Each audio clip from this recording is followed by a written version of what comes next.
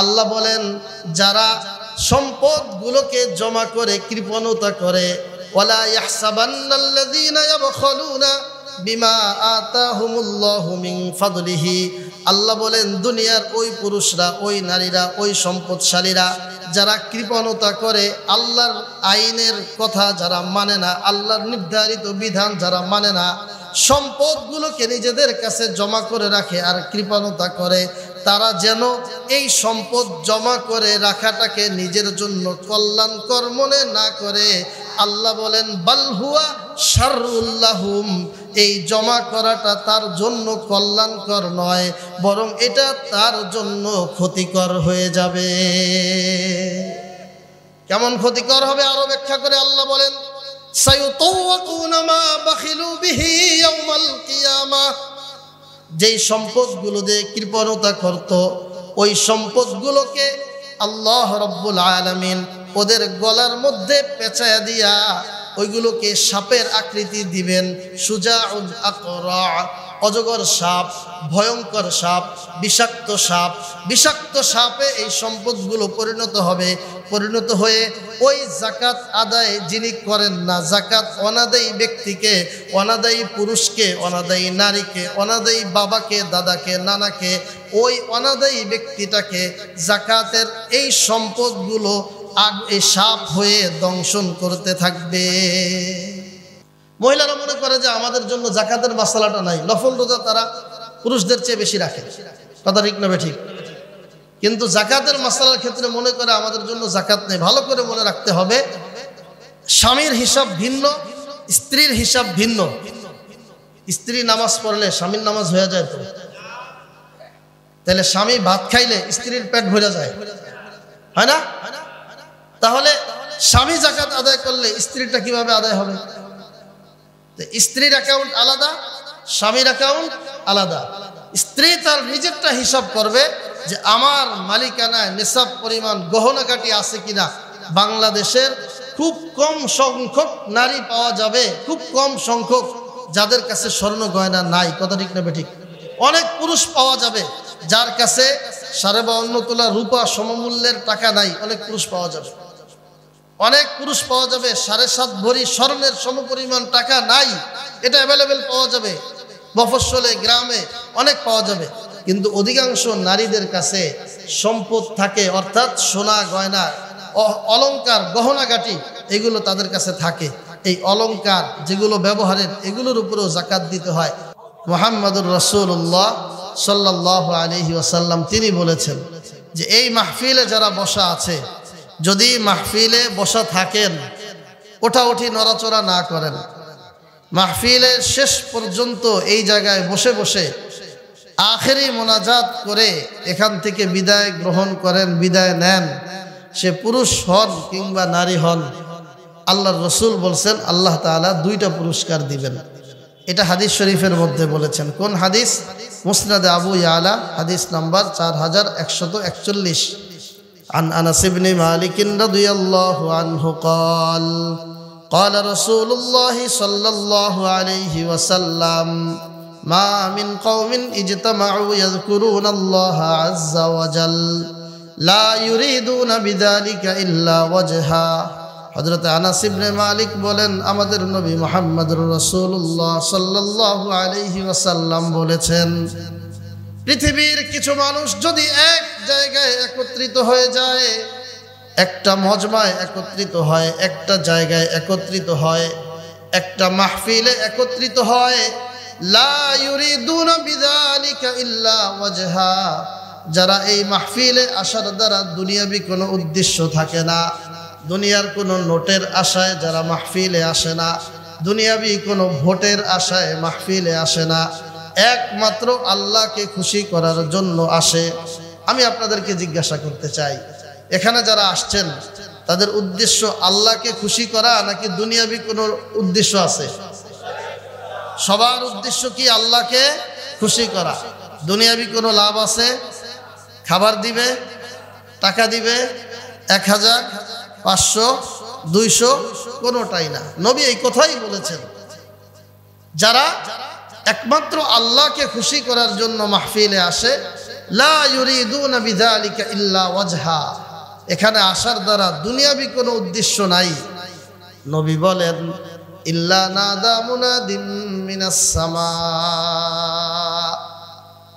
ওই মানুষগুলো আল্লাহর কাছে এত প্রিয়, এত মাহবুব, এত আপন, এত কাছের হয়ে যায়, আসমান থেকে একজন ফেরেশতা ঘোষণা করতে থাকে আনকুমু মাগফুরান লাকুম, ওহে আল্লাহর সেসব প্রিয় বান্দা যারা দুনিয়ার হাজারো ব্যস্ততা থেকে ফারেগ হয়ে, যেসব যুবকরা, যেসব যুবতীরা, যেসব মায়েরা, বোনেরা, বাবারা, দাদারা, দাদিরা এই মাহফিলে, এই প্যান্ডেলে তোমরা একত্রিত হয়েছ, আল্লাহর নবী বলেন নাদা মুনাদিম মিনাস সামা, আসমান থেকে ফেরেশতা ঘোষণা করেন যে তোমাদের পক্ষ, তোমাদের জন্য আল্লাহর পক্ষ থেকে দুইটা পুরস্কার। প্রথম পুরস্কার হলো আনকুমু মাগফুরান লাকুম, এই মাহফিল শেষ করে তোমরা যখন নিজেদের জায়গা থেকে উঠবা তখন ফেরেশতা তোমাদেরকে পুরস্কার হাতে দিয়ে বলবে আল্লাহ রব্বুল আলামিন তোমাদের জিন্দেগির সব গুনাহগুলো মাফ করে দিয়েছে। একজন মুমিন হিসাবে আমাদের জন্য সবচেয়ে বড় সৌভাগ্যের বিষয় এটা যে আমার জিন্দেগির সব গুনাহ মাফ হয়ে আমি গুনাহ মুক্ত জীবন লাভ করতে পারা, এটাই হলো সবচেয়ে বড় সফলতা। কথা ঠিক না বেঠিক? কারণ এটাই আমার বড় সম্বল। আমি যদি গুনাহ মুক্ত জীবন করতে পারি, এই হালতে যদি আমার মৌত হয়, এই হালতে যদি দুনিয়া থেকে বিদায় নিই, আমার কোনো টেনশন নেই। তাহলে মাহফিল যদি শেষ করে যান, প্রথম পুরস্কার আল্লাহ তাআলা কি দিবেন? ফেরেশতা কি ঘোষণা করবেন বলেন তো? প্রথম পুরস্কার কি? গুনাহ মাফ। 2 নম্বর পুরস্কার আল্লাহর নবী বলেন কদ বুদ্দিলাত সাইয়্যাতুকুম হাসানাত। এই মাহফিলে যেই মানুষগুলো বসা থাকবে, যেই যুবক ভাইয়েরা, বৃদ্ধ বাবারা এই মাহফিলে বসা থাকবে, আখেরি মোনাজাত করে যাবে, আল্লাহর নবী বলেন ফেরেশতা তাদের জন্য আল্লাহর পক্ষ থেকে দ্বিতীয় পুরস্কার দিবে। তাদের যার আমল নামায় যেই পরিমাণ গুনাহ ছিল, আল্লাহ তার আমল নামায় সেই পরিমাণ নেকি দান করবেন। অর্থাৎ মাহফিলে যখন আপনি আমি আসলাম, যদি এই মুহূর্তে খুব ভালো করে বুঝেন, যদি এই মুহূর্তে আপনার আমল নামায় 50,000 গুনাহ থাকে, আমি যে হাদিসটা বললাম যদি হাদিসটা বুঝে থাকেন তাহলে উত্তর দেন। এই মুহূর্তে প্যান্ডেল দিয়ে যারা ঢুকেছেন, মাহফিলে যারা বসেছেন, বসার সময় যাদের আমল নামায় 50,000 গুনাহ আছে, বলেন তো মাহফিল শেষ করে যখন এই প্যান্ডেল থেকে বের হবেন তখন আপনার আমল নামায় কি পরিমাণ গুনাহ থাকবে? কোনো গুনাহ থাকবে? তাহলে এবার বলেন যদি গুনাহ না থাকে আমল নামায় কোনো নেকি থাকবে? হ্যাঁ, কে কে বুঝছেন যে নেকি থাকবে? একটু হাত উঠান তো। এই কয়েকজন বুঝছে, বাকিরা এখনো বুঝেন নাই, আরেকটু বুঝাইতে হবে। কথা অনেকগুলো বলে কোনো ফায়দা নাই, 2-4টা যা বলবো এটা যদি বুঝেন, নইলে কি হয় জানেন, আমরা সেই বিকাল থেকে রাত 12টা 1টা পর্যন্ত বয়ান শুনতে থাকি।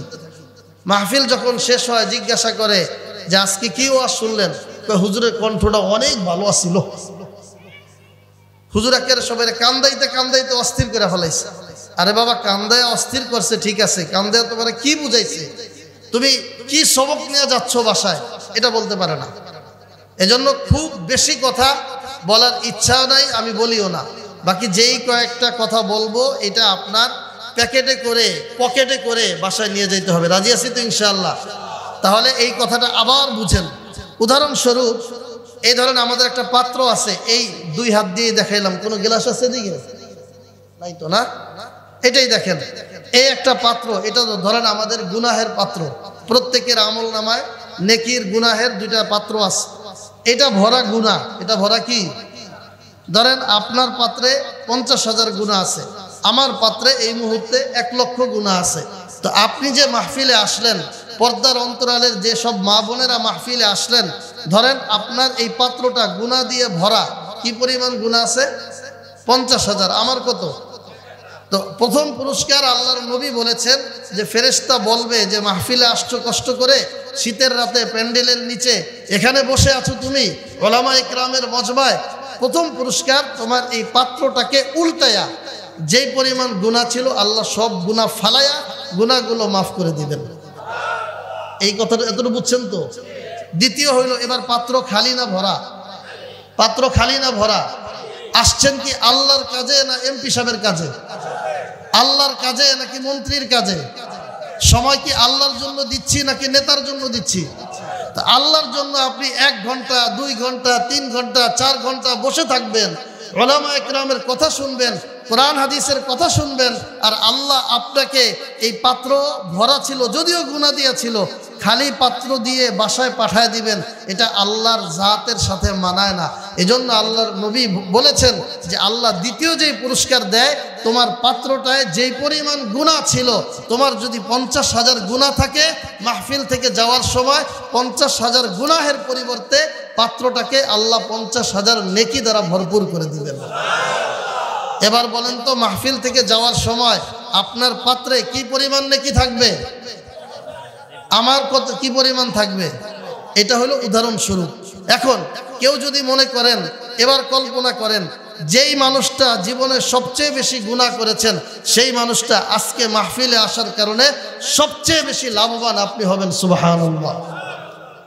যেই লোকের আমল নামায় উদাহরণস্বরূপ ধরেন যে হুজুর সারা জিন্দেগি পাপ আর পাপ, গুনাহ আর গুনাহ, অন্যায় আর অন্যায়, আমার 5 লক্ষ গুনাহ আছে, তা আপনি বলেন তো মাহফিল শেষ হইলে যখন প্যান্ডেল দিয়ে বের হবেন কয় লক্ষ গুনাহ নিয়ে যাবেন?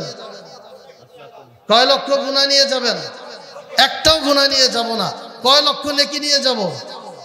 এজন্য এই জায়গায় আসার কারণে লাভ না লস? যারা আসতে পারে নাই তারা লাভবান নাকি যারা এসেছি তারা লাভবান? যদি লাভবান হন, খুশিতে জোরে একটা তাকবীর দেন, নারায়ে তাকবীর, নারায়ে তাকবীর, আরো জোরে নারায়ে তাকবীর। ওই পিছনে যুবকরা আওয়াজ দেয় না, শুধু মুরব্বীরা বলতেছেন, তোমাদেরটা সহ নারায়ে তাকবীর, আরো জোরে নারায়ে তাকবীর।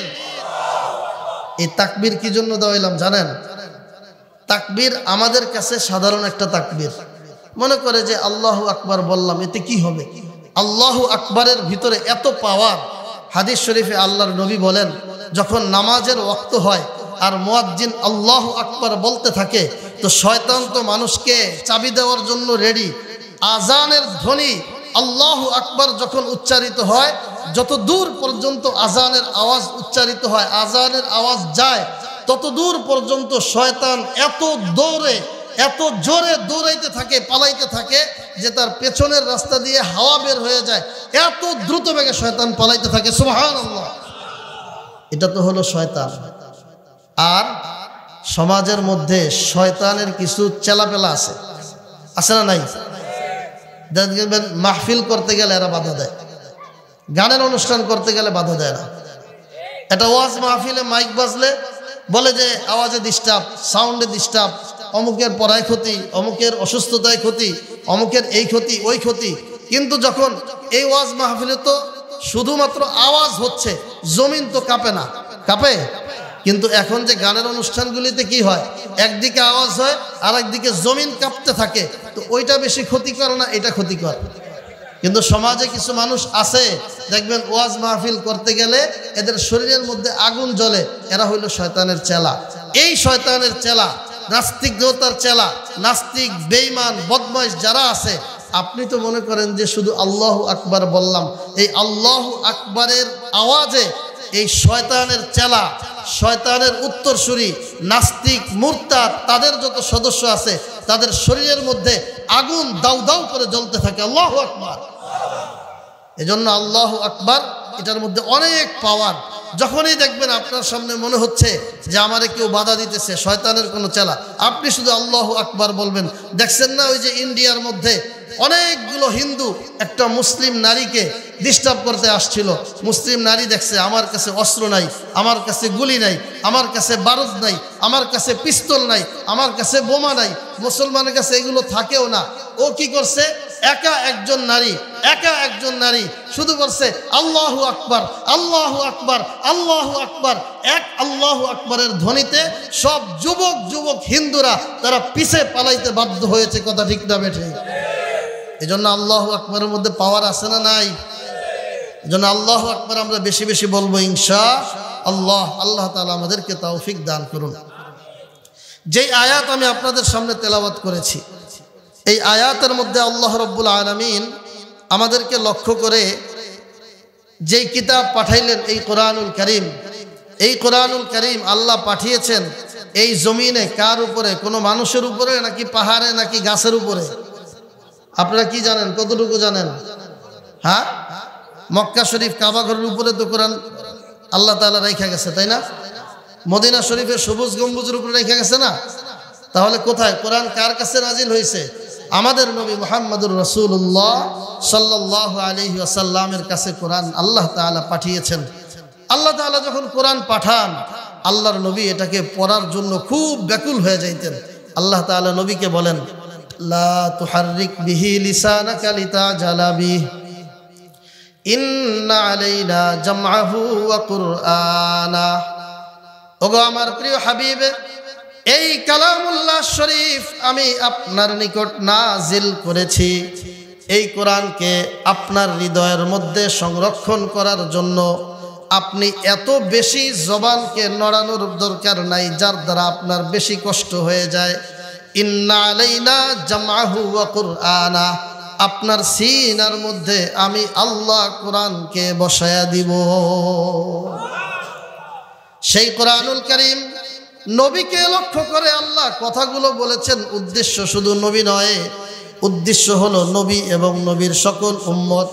নবীকে লক্ষ্য করে আল্লাহ রাব্বুল আলামিন কোরআনুল কারীমের 9 নম্বর সূরা, সূরা আত-তাওবা আয়াত নম্বর 103 আল্লাহ বলেন, খুয মিন আমওয়ালিহিম সাদাকাতান তুতাহহিরুহুম ওয়া তুযাক্কিহিম বিহা ওয়া সাল্লি আলাইহিম।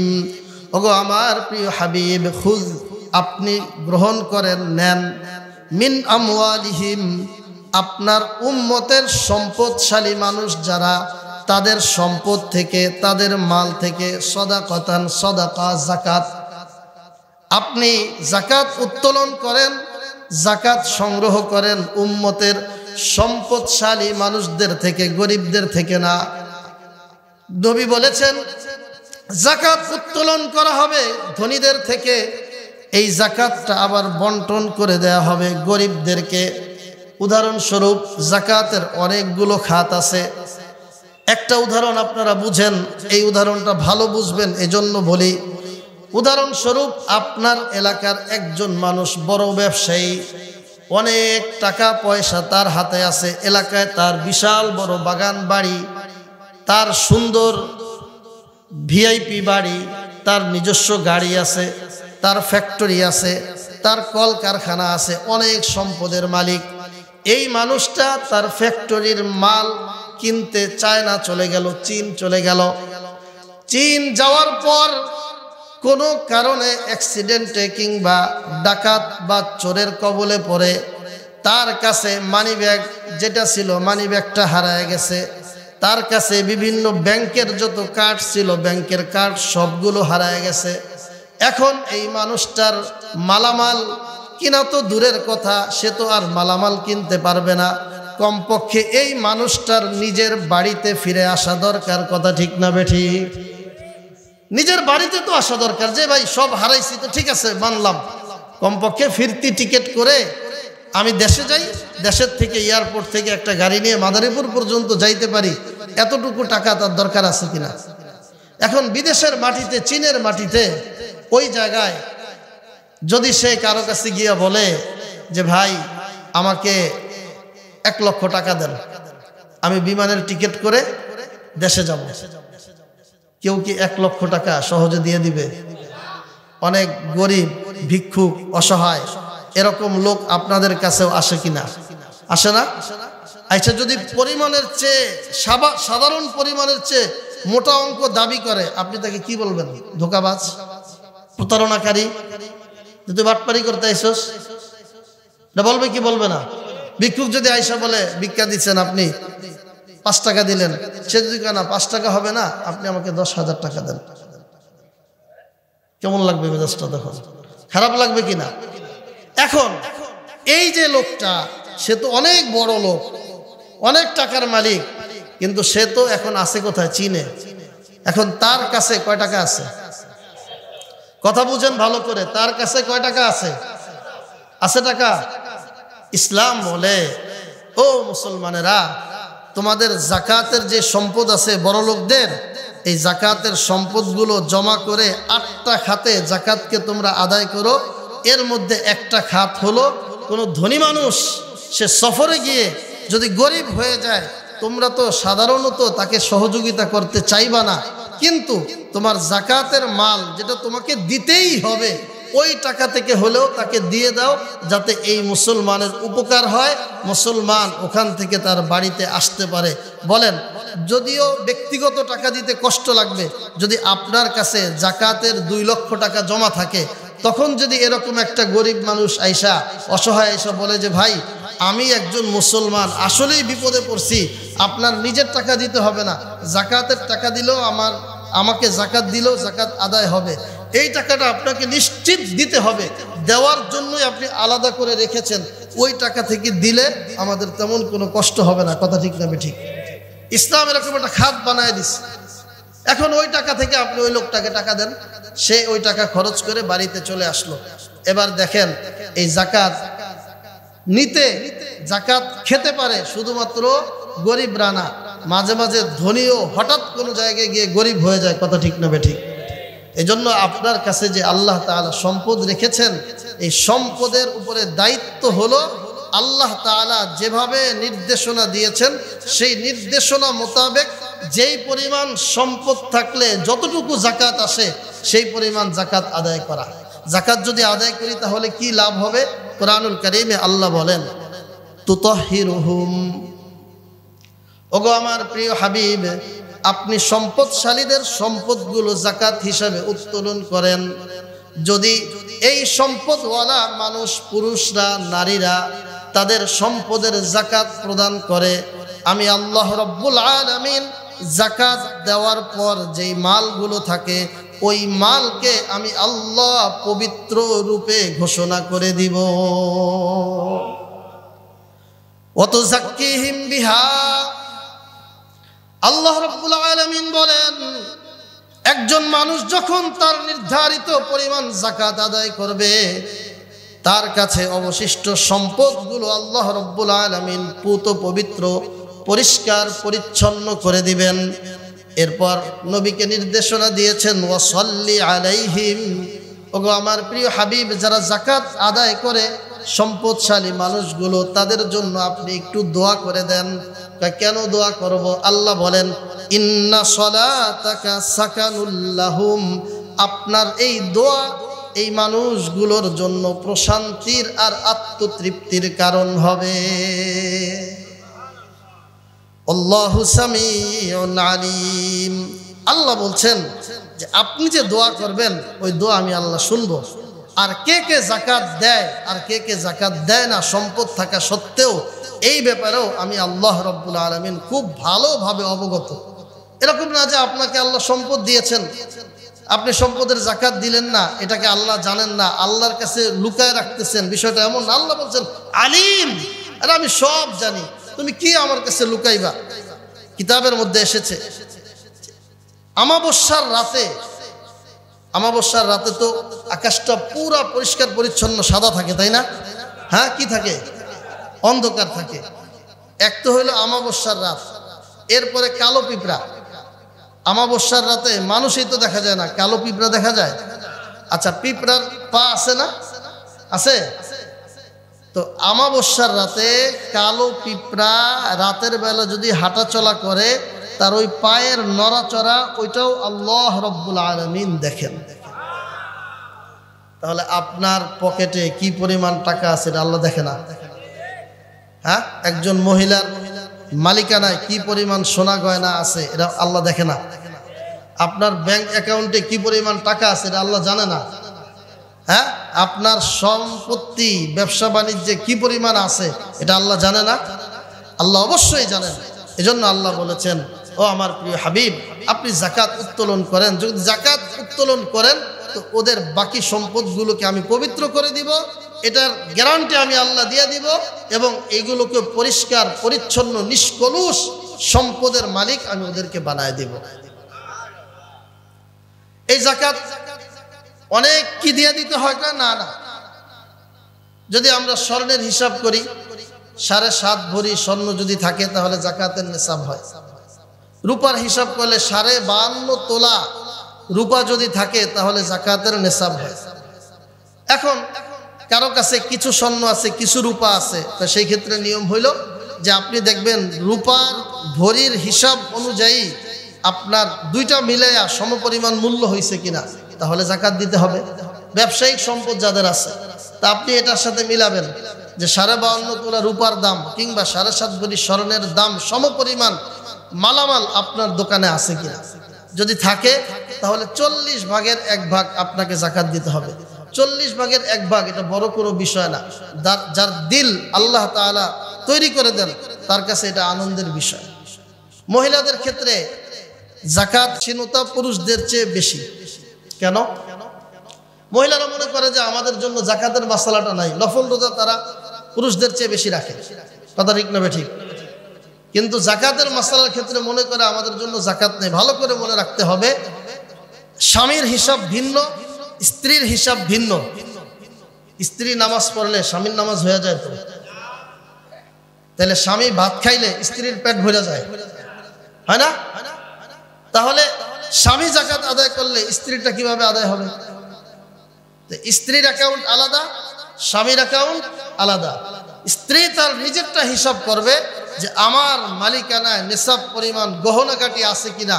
বাংলাদেশের খুব কম সংখ্যক নারী পাওয়া যাবে, খুব কম সংখ্যক যাদের কাছে স্বর্ণ গয়না নাই। কথা ঠিক না ঠিক? অনেক পুরুষ পাওয়া যাবে যার কাছে 52.5 তোলা রূপা সমমূল্যের টাকা নাই, অনেক পুরুষ পাওয়া যাবে। অনেক পুরুষ পাওয়া যাবে 7.5 ভরি স্বর্ণের সমপরিমাণ টাকা নাই, এটা অ্যাভেলেবেল পাওয়া যাবে। মফস্বলে গ্রামে অনেক পাওয়া যাবে। কিন্তু অধিকাংশ নারীদের কাছে সম্পদ থাকে, অর্থাৎ সোনা গয়না, অলংকার, গহনাগাটি, এগুলো তাদের কাছে থাকে। এই অলংকার যেগুলো ব্যবহারের, এগুলোর উপরেও জাকাত দিতে হয়। ধরেন একজন মহিলা, উদাহরণস্বরূপ একজন মহিলার 2 ভরি স্বর্ণ আছে। কয় ভরি? 2 ভরি। আর তার 5 ভরি রূপা আছে। কয় ভরি রূপা? কয় ভরি রূপা? স্বর্ণ কয় ভরি? 2 ভরি স্বর্ণের বর্তমান দাম কত? 2 লক্ষ টাকা। 5 ভরি রূপার কত দাম? যদি 2000 করে ভরি ধরেন তাহলে কত?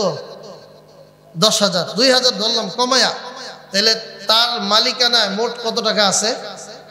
2,10,000। 2,10,000 এটা রাখেন, এটা মুখস্থ করে এক জায়গায় রাখেন।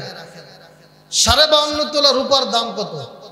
যদি প্রত্যেক তোলাকে 2000 ধরেন তাহলে 52.5 তোলা রূপার দাম 1,05,000।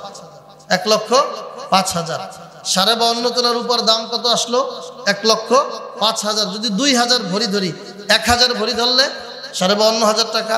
ভরি যদি আপনি 800 ধরেন আরো কমে যাবে, 500 ধরেন 25-26,000 টাকায় চলে আসবে। আপনার কাছে যে রূপা আছে এটা বিক্রি করতে যান তো বাজারে, কয় টাকা দেয় দেখেন? কত দিবে? 500, 600, 700, এর বেশি না। তাহলে 700 টাকা হারে 52.5 তোলা রূপার দাম 36, 37, 38, 39, 40 এরকম টাকা আসে।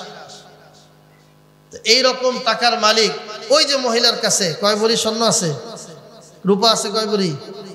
দুইটার মিলে দাম কত? 2,10,000। আর রূপার ভরি 2000 ধরলেও জাকাত ফরজ হয় কত টাকায়? 1,05,000। তার কাছে আছে কত? 2,10,000। এই মহিলার উপর জাকাত ফরজ হয়েছে নাকি হয় নাই? কয়জন মহিলা জাকাত দিছে জীবনে খবর নেন? অধিকাংশই জাকাত দেয় না। এখন কথা হলো জাকাতের শাখাগত মাসআলা অনেক। আমি যদি আজকে এখন থেকে শুরু করে ফজরের আগ পর্যন্ত কোরআনুল কারীমের এক একটা আয়াত উল্টায়া আর আল্লাহর নবীর হাদিস ধরে ধরে আর ফিকহের কিতাবের মাসআলা ধরে ধরে আপনাকে শুনাইতে থাকি, ফজরের আজান দিবে কিন্তু জাকাতের টুকটাক মাসআলা শেষ হবে। এজন্য মৌলিকভাবে কথা হইল এইটা, যাদের কাছে নেশাব পরিমাণ সম্পদ আছে তাদের দায়িত্ব হলো কি করা? জাকাত আদায় করা। এটা কে বলেছেন? আল্লাহ বলেছেন। বলেন কে বলেছেন? আল্লাহ বলেছেন। এখন কথা হলো হুজুর জাকাত দিব না, আমার কাছে টাকা আছে, আমার সম্পদ দিয়ে দিতে কষ্ট হয়, যাদের সম্পদ দিয়ে দিতে কষ্ট হয় তাদের সম্পর্কে কোরআনুল কারীমে সূরা তাওবা আয়াত নাম্বার 34 এবং 35 আল্লাহ বলেন, ওয়াল্লাযীনা ইয়াকনিজুনা আয-যাহাবা ওয়াল ফিদ্দাতা ওয়া লা ইউনফিকুনাহা ফী সাবিলিল্লাহ।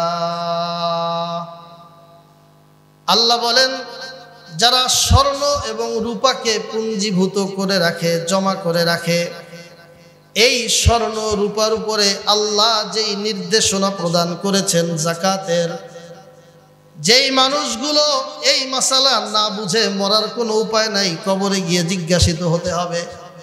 এমন না যে হুজুর শুধু ফজিলতের কথা কোন রোজা রাখলে কয় সওয়াব, কোন সুবহানাল্লাহ বললে কয় সওয়াব, ওইটা তো ভালো বুঝেন। আর টাকাগুলো পকেটের মধ্যে আটকায় রাখেন, দান করতে বললে বলেন দান করেন না। আল্লাহ বলছেন, ওয়াল্লাযীনা ইয়াকনিজুনা আয-যাহাবা ওয়াল ফিদ্দাতা ওয়া লা ইউনফিকুনাহা ফী সাবিলিল্লাহ। ও আমার প্রিয় হাবিব, আপনি আপনার উম্মতকে জানায় দেন, আপনি আপনার এই মাথা ভাঙ্গার হাট সংলগ্ন এলাকাবাসীকে জানায় দেন, যেই সমস্ত পুরুষরা, যেই সমস্ত নারীরা স্বর্ণ এবং রূপাকে নিজের কাছে পুঞ্জীভূত করে রাখবে, ওয়ালা ইউনফিকুনাহা ফী সাবিলিল্লাহ, আল্লাহর রাস্তায় আল্লাহর নির্দেশনা মোতাবেক স্বর্ণ রূপাকে দান করবে না, সদকা করবে না, যাকাত আদায় করবে না।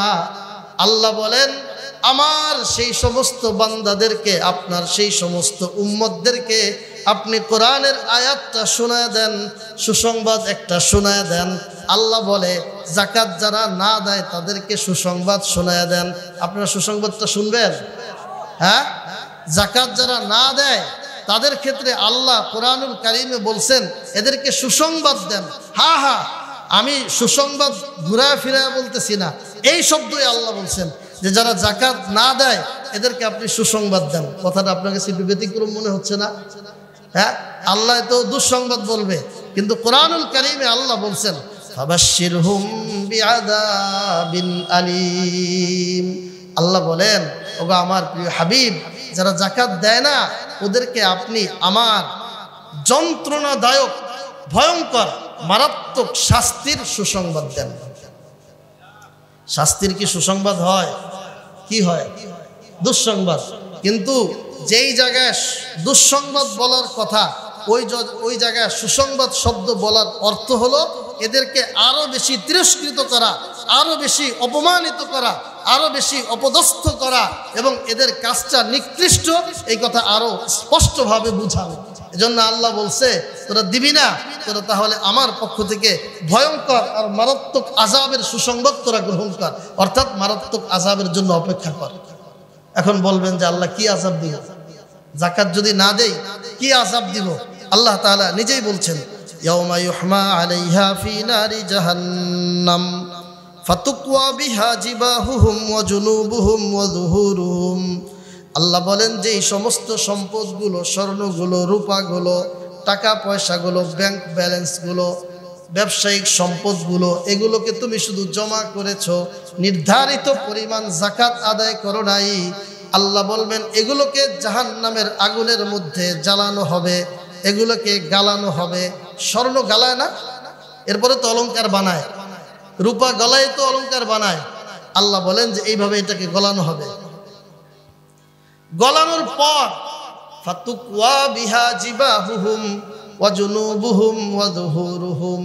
আল্লাহ বলেন এরপরে এগুলোকে স্ত্রীর রূপ দেওয়া হবে, ইস্ত্রি করে, যে কাপড় ডলে, লন্ড্রি করে, এইভাবে সম্পদগুলোকে স্ত্রীর মতো করে সাজানো হবে। এই রকম আকৃতি দিয়ে তার গালের মধ্যে এবার গরম আগুনের, জাহান্নামের আগুনের স্বর্ণ রূপাগুলোকে গালের মধ্যে ডলা হবে। তার এই পাজরের মধ্যে, ডান পাশে, বাম পাশে, তার পিঠে, পুরা শরীরের মধ্যে জায়গায় জায়গায় গরম জাহান্নামের আগুনের হিট দেওয়া ওই স্বর্ণ রূপা দিয়ে তাকে ডলা হবে। খুব মজা লাগবে না? আর আল্লাহ বলছেন খালি ডলবে, বিষয়টা এমন না, ডলবে আর ফেরেশতারা বলতে থাকবে, হাযা মা কানাজতুম লিআনফুসিকুম ফাযুকু মা কুনতুম তাকনিজুন। হা হা, এগুলি হইল ওই সম্পদ যেগুলোকে তুমি জমা করে রেখেছিলে, এবার ওই সম্পদের মজা স্বাদ এবার তুমি আস্বাদন করো। সূরা আলে ইমরান এর মধ্যে আল্লাহ রাব্বুল আলামিন বলেন, ওয়ালা ইয়াহসাবান্নাল্লাযীনা ইয়াবখালুনা বিমা আতাহুমুল্লাহু মিন ফাদলিহি হুয়া খায়রান লাহুম বাল হুয়া শাররুল লাহুম। আল্লাহ বলেন, যারা সম্পদগুলোকে জমা করে কৃপণতা করে, ওয়ালা ইয়াহসাবান্নাল্লাযীনা ইয়াবখালুনা বিমা আতাহুমুল্লাহু মিন ফাদলিহি, আল্লাহ বলেন দুনিয়ার ওই পুরুষরা, ওই নারীরা, ওই সম্পদশালীরা যারা কৃপণতা করে, আল্লাহর আইনের কথা যারা মানে না, আল্লাহর নির্ধারিত বিধান যারা মানে না, সম্পদগুলোকে নিজেদের কাছে জমা করে রাখে আর কৃপণতা করে, তারা যেন এই সম্পদ জমা করে রাখাটাকে নিজের জন্য কল্যাণকর মনে না করে, আল্লাহ বলেন বাল হুয়া শাররুল লাহুম, এই জমা করাটা তার জন্য কল্যাণকর নয়, বরং এটা তার জন্য ক্ষতিকর হয়ে যাবে।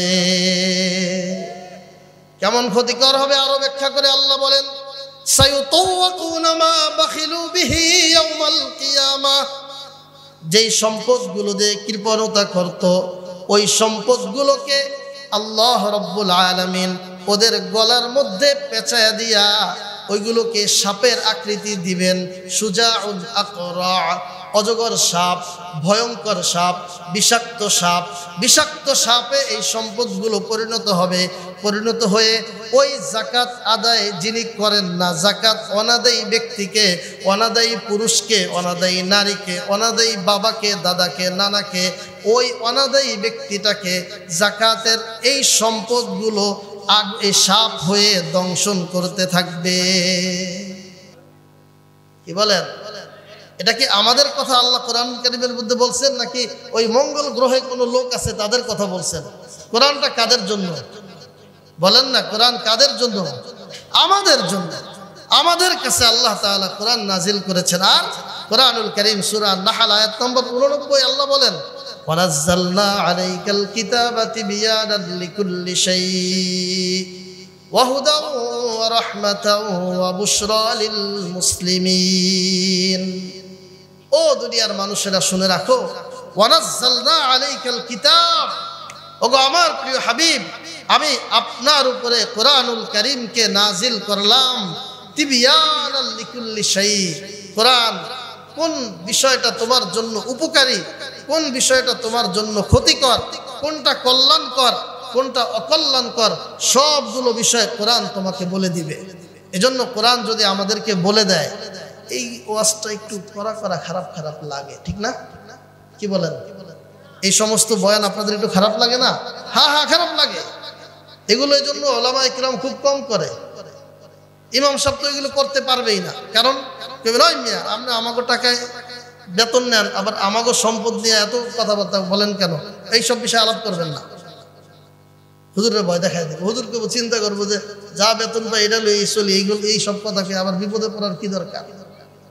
মানে টাকার কথাটা এমন, এটা বললে আমাদের আর ভালো লাগে না। অনেক সম্পদশালী আমরা দেখছি, তাহলে টাকার কথাটা এমন যেটা অনেকেরই ভালো লাগে না। আমি আপনাদেরকে যা শোনাইলাম, এটা কি আমার কথা শোনাইলাম? এই আপনাদের এই ছেলে সন্তান মুফতি দেলোয়ার আশরাফী সাহেবের কথা শোনাইলাম? হ্যাঁ, কিসের কথা বলেন না? কিসের কথা? কোরআনের কথা। কোরআনের কথা, এটা কার কথা?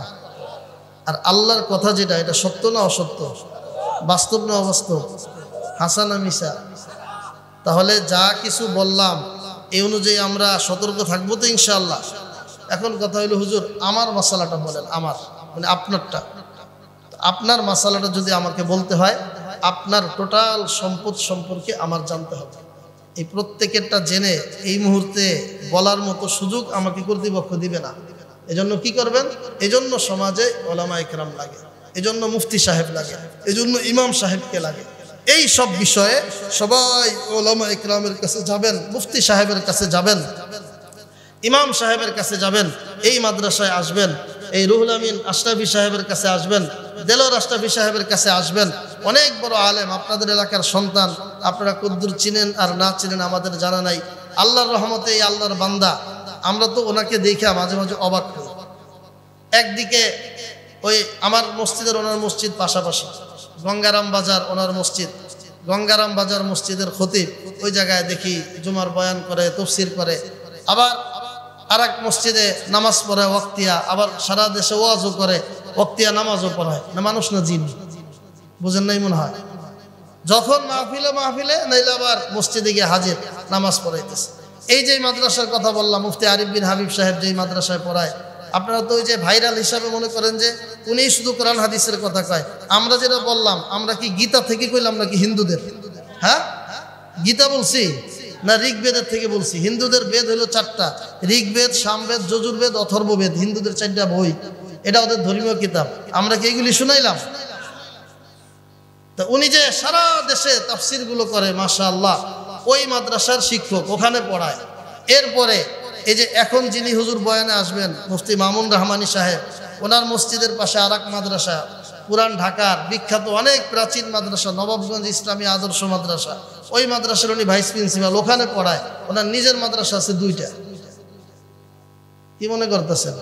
আপনাদের এলাকার সন্তান, আমাদের গর্ব। আল্লাহ তাআলা দেলোয়ার আশরাফি সাহেবের সুস্থতার সাথে দীর্ঘ নেক হায়াত দারাজ করুক। সবাই বলি আমিন। এলাকার সব মুরব্বীদের নেক দোয়া আল্লাহ তাআলা তার উপর দান করুক। আমরা যা কিছু শুনলাম বললাম, এর উপর আমাদের সকলকে আমল করার তৌফিক দান করুন। কে কে মনে কষ্ট পাইছেন এবার বলেন? কেউ পাইছেন? কাউরে নির্দিষ্ট করে বলছি? আমরা সবাই যাতে জাহান্নামের আযাব থেকে বাঁচতে পারি, সম্পদ নিয়ে যাতে হাসরের ময়দানে বিপদে না পড়ি, এই জন্য কোরআন হাদিস থেকে বলা হইল। ওনাকে ধন্যবাদ, যিনি বিষয় ভিত্তিক দিয়ে দিচ্ছেন। নইলে দেখা যায় একই ওয়াজ প্রত্যেক বক্তায় এসে বলতে থাকে। এজন্য এই মাহফিলগুলো এটা সুন্দর এবং ব্যতিক্রম। আল্লাহ তাআলা এই মাহফিল কিয়ামত পর্যন্ত কায়েম ও দায়েম রাখুক। সবাই বলি আমিন। যারা যারা সহযোগিতায় আছেন, আল্লাহ সবাইকে কবুল করুক, আমিন। ওয়া আখিরু দাওয়ানা আলহামদুলিল্লাহি রাব্বিল আলামিন।